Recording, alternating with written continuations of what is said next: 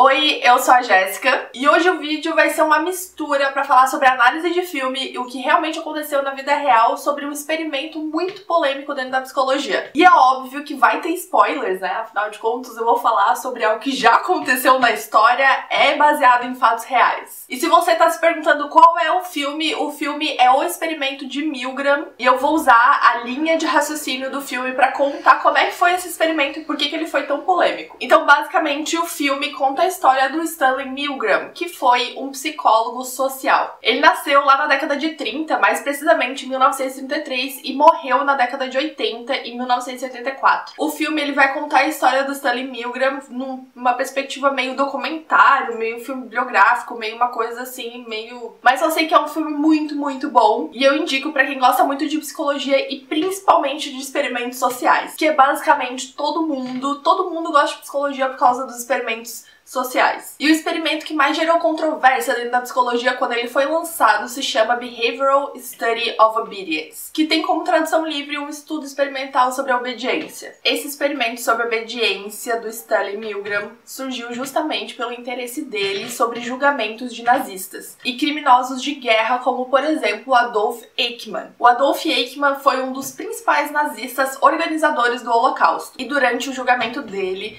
ele alegou, justificando que os seus atos foram porque ele recebeu ordens. E uma das principais questões de Milgram nesse experimento era ver se as pessoas deixariam de lado a questão do certo e errado somente porque elas estavam recebendo ordens. No caso, se alguma pessoa numa posição de autoridade mandasse essa pessoa fazer alguma coisa. O experimento basicamente consiste entre três principais pessoas. O avaliador, que no caso era a pessoa que faria as perguntas e caso a resposta fosse errada, ela daria uma punição, que nesse caso eram choques gradativos, então ao passo que a pessoa errava mais, maior ia ser o choque que ela recebia. Uma segunda pessoa, que no caso ia ser a pessoa que ia responder e ia receber os choques. E a pessoa que levava o choque, ela estava em outra sala, do outro lado de uma parede. E uma terceira pessoa, que era o instrutor, que ficava ali como uma figura de autoridade. A pessoa que era responsável por verificar se o experimento estava sendo feito de uma forma correta. No entanto, dentro disso tudo, tinha a pegadinha de que só o avaliador, a pessoa que fazia a pergunta e dava os choques, era a pessoa realmente passando pelo experimento, sendo avaliada. As outras duas, na verdade, eram pessoas, atores, que participavam do experimento. E toda vez que aumentava gradativamente os choques,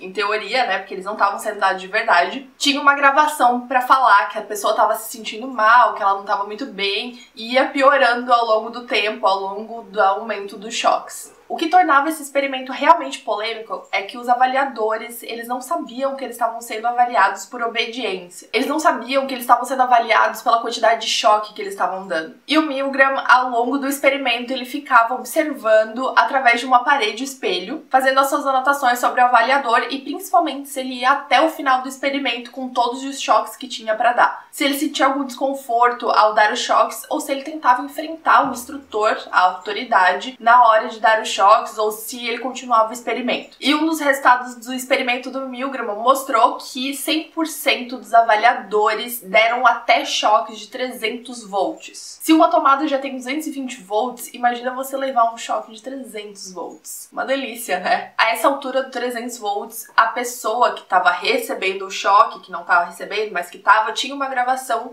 reclamando e dizendo que já estava sentindo dor pelos choques. O choque máximo do experimento inteiro era de 450 volts. Cerca de 30% das pessoas que estavam sendo avaliadas no experimento deram choques entre 300 volts e 375. E depois elas se negaram a continuar o experimento. E o que mais deixa a gente abismado desse experimento é que 63% das pessoas avaliadas, as pessoas que estavam dando choques, iam até o final do experimento com 450 volts. Elas eram mandadas pela autoridade da sala, o instrutor, a darem choques até o final, mesmo o seu colega que estava na outra sala, que estava recebendo choques, gritava de dor. Milgram até escreveu: com espantosa regularidade, observamos boas pessoas curvar-se às exigências da autoridade e cometerem atos graves e insensíveis. E no caso dos experimentos americanos, geralmente as pessoas recebem dinheiro por isso. E lá no filme mostra que ao final do experimento, né, depois de ter dado os choques, enfim, né? Todo mundo que saía do experimento recebia seu dinheiro. E Milgram até elencou que o pagamento posterior ao experimento, ele intensificava a obediência, ou seja, as pessoas iam até o final respondendo à autoridade também, talvez por causa do pagamento. O experimento ele foi tão polêmico na época e gerou tanta controvérsia que até a Associação Americana de Psicologia suspendeu a adesão dele. E só depois de um ano, todos os escritos desse experimento ele foi publicado em 1974. Esse experimento passou por questionamentos em relação à ética, né, em termos de não falar pro avaliador, pra pessoa que estava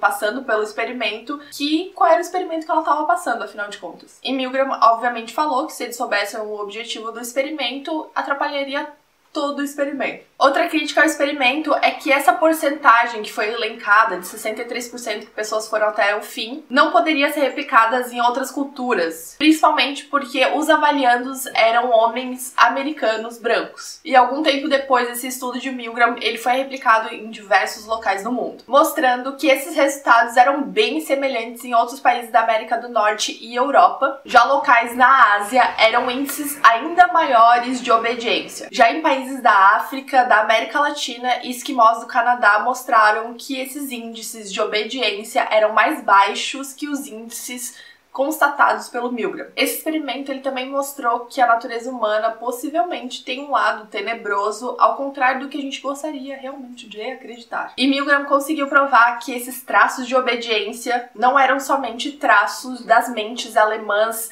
durante o nazismo. E se a gente for parar para pensar, a gente consegue transportar esse experimento do Milgram para os nossos dias atuais. Porque sim, nós temos, até um certo ponto, uma necessidade de obedecer às regras e de obedecer a autoridades. E Milgram deixou claro que é preciso que a gente analise as circunstâncias para além da personalidade, da índole e do caráter da pessoa. Então a gente precisa analisar o que está acontecendo no ambiente e o modo de autoridade que está sendo imposto, deixando claro que não existe somente pessoas totalmente boas e pessoas totalmente ruins, e que não devemos analisar crimes pela personalidade da pessoa que o cometeu, mas sim pela circunstância onde ela estava. Outra coisa, né, que não necessariamente foi dito no experimento, mas que me fez pensar, vendo o filme, lendo um pouco dessa história, é na preocupação que se deve ter pós-experimentos. E se você for fazer um experimento, sempre vai ter a parte do comitê de ética que vai questionar você sobre os pós-experimentos, e como isso pode afetar os participantes e como você vai se responsabilizar por isso. E aí, o que você achou desse experimento mega polêmico? Deixa nos comentários aqui embaixo e também você pode sugerir outros experimentos polêmicos para eu falar aqui. E é isso, até o próximo vídeo.